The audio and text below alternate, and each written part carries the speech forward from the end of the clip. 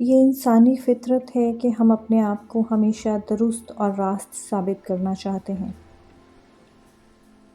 اپنی غلطیوں کو ماننا بہت مشکل ہے، لیکن بحیثیت مسیحی ہماری زندگی ہم سے کچھ اور چاہتی ہے۔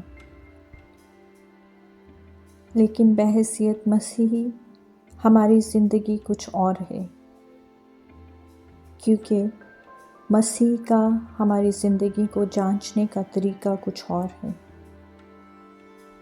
بائبل ہمیں بتاتی ہے کہ روز قیامت بہت سارے لوگ ایسے ہوں گے جو یسوع کو کہیں گے کہ ہم نے تیرے نام سے معجزے کیے، ہم نے تیرے نام سے بیماروں کو شفا دی ہے۔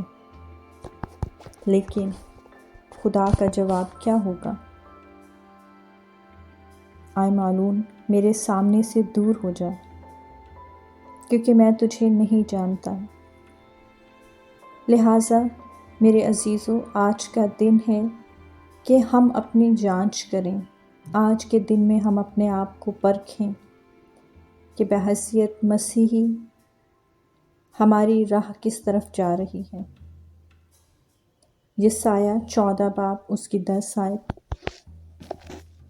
کیا تو بھی ہماری مانند عاجز ہو گیا؟ اس مسیحی ریاکار کا کیا حال ہوگا جب وہ روز حشر خدا کے حضور کھڑا ہوگا؟ اس کا کیا حال ہوگا جب اسے بتایا جائے گا کہ آئے معلوم میرے سامنے سے دور ہو، تو نے مجھے رد کیا، اس لیے میں تجھے رد کرتا ہوں۔ تو نے بدکاری کو عزیز رکھا، دفع ہو جا۔ میں نے ابد تک تجھے اپنی حضوری سے خارج کر دیا ہے، میں تجھ پر ہرگز رحم نہ کروں گا۔ اس دن جب ریاکار مسیحی کے منہ پر سے پردہ اٹھایا جائے گا تو وہ بے شمار بھیڑ کے سامنے کتنا شرمندہ ہوگا۔ ذرا چشم تصور سے ایسے گناہ گاروں اور ریاکاروں کو ان کے آگ کے بستر پر دیکھیں جو ساری عمر 2 نمبر مسیحی بنے رہے۔ کوئی انگلی اٹھا کر کہے گا، وہ دیکھو، کیا وہ جہنم میں انجیل سنائے گا؟ کوئی دوسرا پکارے گا، اس نے میری جھوٹی قسم پر ملامت کی، لیکن وہ خود ریاکار تھا۔ کوئی اور طعنہ دے گا، یہاں ایک زبور گانے والا نام نہاد ایماندار آ رہا ہے جو ہر عبادت میں حاضر ہوتا تھا۔ یہ وہی ہے جو شیخی مارتا رہا کہ اسے پورا یقین ہے کہ وہ ہمیشہ کی زندگی کا وارث ہے، اور دیکھو اب وہی ہمارے ساتھ ہے۔ شیاطین کو ناقابل بیاں خوشی ہوتی ہے جب وہ کسی مسیحی ریاکار کو گھسیٹ کر دوزخ میں لے جا سکتے ہیں۔ مسیحی ہونے کے دعوے داروں، اس خطرے سے آگاہ رہیں، تم اپنے آپ کو آزماؤ کہ ایمان پر ہو یا نہیں۔ 2 کرنتھیوں اس کا 13 باب 5 آیت۔ اپنی حالت پر خوب غور کریں، کیا آپ واقعہ مسیح میں ہیں؟ بڑا خطرہ ہے کہ جب اپنے آپ کو پرکھنے کا سوال ہو تو رعایتی فیصلہ دیں۔ اس معاملے میں آپ پورے انصاف سے کام لیں، سب سے انصاف سے پیش آئیں، لیکن اپنے آپ کو دوسروں کی نسبت زیادہ باریکی اور سختی سے پرکھیں۔ یاد رکھیں، اگر آپ کا گھر چٹان پر تعمیر نہیں تو وہ گر جائے گا۔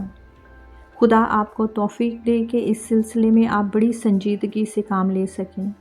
وہ کسی بھی دن، چاہے وہ کتنا ہی برا کیوں نہ ہو، آپ راہ راست سے نہ پھریں۔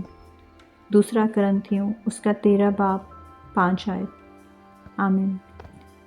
خدا زندہ آسمانی باپ، آج کے دن میں ہم اپنی چٹان پر کھڑا ہونا چاہتے ہیں، کیونکہ ہمیں پتہ ہے کہ ہماری چٹان خداوند یسوع ہے۔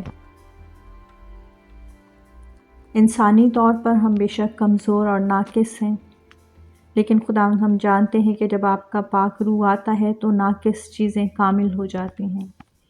آج کے دن میں ہم اپنی زندگیوں کے لیے آپ سے کاملیت کو مانگ لیتے ہیں۔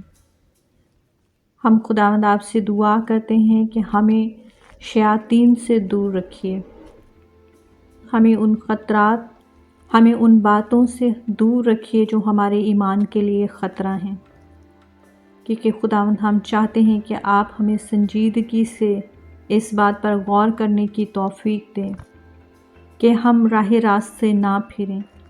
ہم ہر حال میں اور ہر صورت میں اپنی نگاہیں صرف آپ یسوع پر لگائے رکھیں، اور ہر ایک دن، ہر ایک روز ہم اپنی زندگی کو ایمان میں آگے بڑھانے والے ہیں۔